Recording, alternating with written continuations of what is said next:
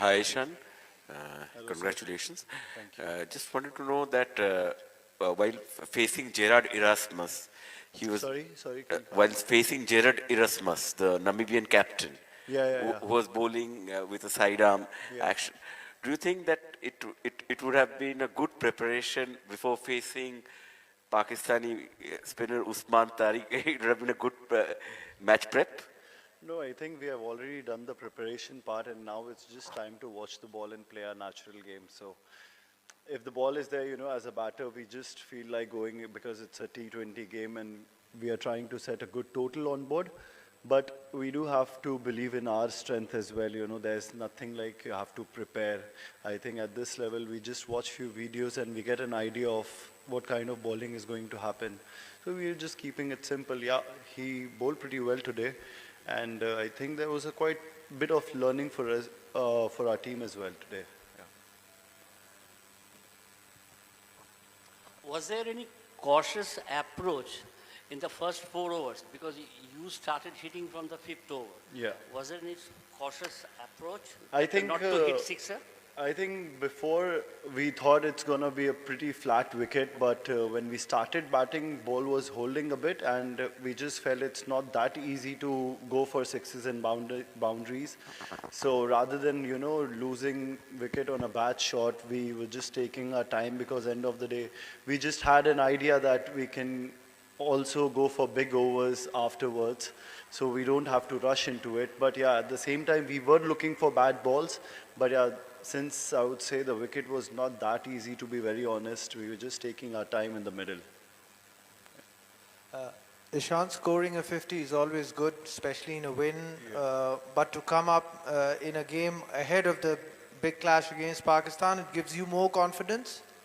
100% getting runs is always a good thing for batters, and we have been doing well from previous series as well when we were playing against New Zealand. So all these matches that we played, there was a quite of learning, quite of confidence which we gained from those matches. But Pakistan clash, obviously it would be a special one for everyone. So we're not just thinking so much about the future game, but yeah, once we get there, we look at the wicket and we'll have an idea of what sort of match is going to happen and what will be a good total, and we'll just play accordingly. Ishan, we saw you were giving the pep talk to the Yeah. team today and you were quite animated. Are you back to the kind of headspace you were when things went down south for you? You're much mature now, but mentally, are you the freed up version which you were, and how much playing so much consistent cricket for Jharkhand played a role in that? Just talk us through that. No, I think I'm a changed man now, to be very honest. I don't get into it too much, but yeah, I do enjoy jokes and everything. I do it, but earlier I used to do it 24/7, but now it's just 2, 3 hours of it. So yeah, I'm just focusing more on batting and my wicket keeping, which is going to help the team and which is going to help me. Everything is secondary, so I'm not just always joking, but especially under Gauti bites. Ishan, just like on Erasmus, when a spinner is trying different things, whether bowling with a slingy arm or from behind the crease, like does it put you off at all as a batter, or how much does it mess with the bat swing in a format like T20? Yeah, it might play in your head for a couple of balls, but I think at this level you need to have trust on your own strength as well. Even if he's trying to do something, we can go for sixes or boundaries at the same time. So important thing is how we are thinking at that point of time when the bowler is trying to do something different. But if we are just looking for boundaries and sixes and we are believing in our own strength, I think that helps the batters more. So we're just trying to keep it simple. Yeah, some batters might score runs, some batters won't, but it's part of game and you keep on learning game by game, so it's going to help anyway. Ishan, if you want to talk about your own batting, what has changed over the next last 2 years? If people are seeing that you are going at over 200, Yeah. but is it all about carefree batting, just going hell for leather, or it's something else? It's not just logging. If you No, I want to. do take singles as well and I do defend the good balls, so but I don't know if I've done a very big amount of hard work or something. I just kept it simple, you know, rather than rushing into the overs or getting excited and playing those shots. I'm just trying to be calm on the pitch and just trying to watch the ball and play those shots which I already had. But, you know, sometimes you get excited and play those shots when you're playing international cricket. So I'm just trying to cut those moments off in my life and just trying to play my own shots which I'm good at and which is on that particular wicket. So I'm not doing so much or thinking so much about batting or getting into extra training sessions. But yeah, just trying to watch the ball and be calm in the wicket, you know. 2, 3 dot balls also, it should not make a difference, you know, because I think the batters in our team, they all got strength. They all got that ability to hit at any point of time. So it's just a matter of 2 balls. And for us, it's important to understand that thing also. Like 2 balls, if you get 2 6s, it's all covered. So we have to wait for a time rather than just throwing our wicket.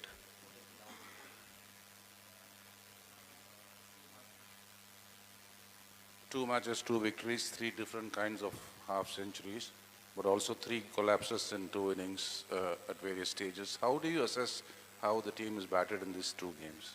I think they batted pretty well, and both the wickets, I feel it was a bit different what we expected to happen. And today, looking at this death overs, when we were not able to, you know, regularly hit big sixes, I think we need to also give credit to Namibia bowlers because they were bang on with their Yorkers, they were bang on with their slow ones. So, yeah, it was a good learning. Maybe if some other team is doing the same thing, maybe we can use the crease more, or we can do something different which can irritate the bowler. So yeah, it was a good learning in this game, and especially I think it was not about our batters not able to hit sixes, but it was more of them bowling very well in the death overs. Ishan, you said earlier that you were not swinging the bat every ball in the power play, which is true. But at the same time, India scored 85 odd, which is their 3rd highest ever in power play. And clearly the power play scores are very integral to this kind of a tournament where you see that later on in the middle overs, there's a collapse, the power play scores offset. Do you agree that setting that tone is not just the important thing, but also kind of getting to a very commandable target is important in that? Yeah, I mean, we all are in good touch and we are all looking to, you know, use the power play as much as we can, and we are selecting the bowlers. It's not like, especially like when first over, if you see, what was Trumpelman? He bowled pretty well, few balls, so we did not take charge on that because we knew like later on, once the ball stopped swinging, maybe we can go for extra 10 runs in the over. Instead of scoring 15, we can go for 24 or something. So that was the plan, and I think game by game situations will be different. Today it was different. Tomorrow when we play against Pakistan, it might be different. So we need to assess as soon as possible, know about the wicket mode, know about their bowling strength, who's going to bowl when, and who we can take on. If it's required for me to take single and give the strike to someone else, I'll do that as well.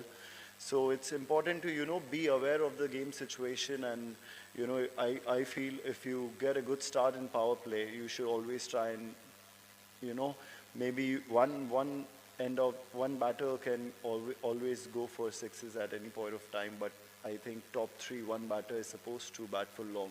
And we have been doing it pretty consistently, and now it's just time for us being in a good headspace and being calm in the situations. Even if the over did not go our way, we'll just try and, you know, look at the situation, look at the bowler who we can charge and who we can just try and rotate strike on.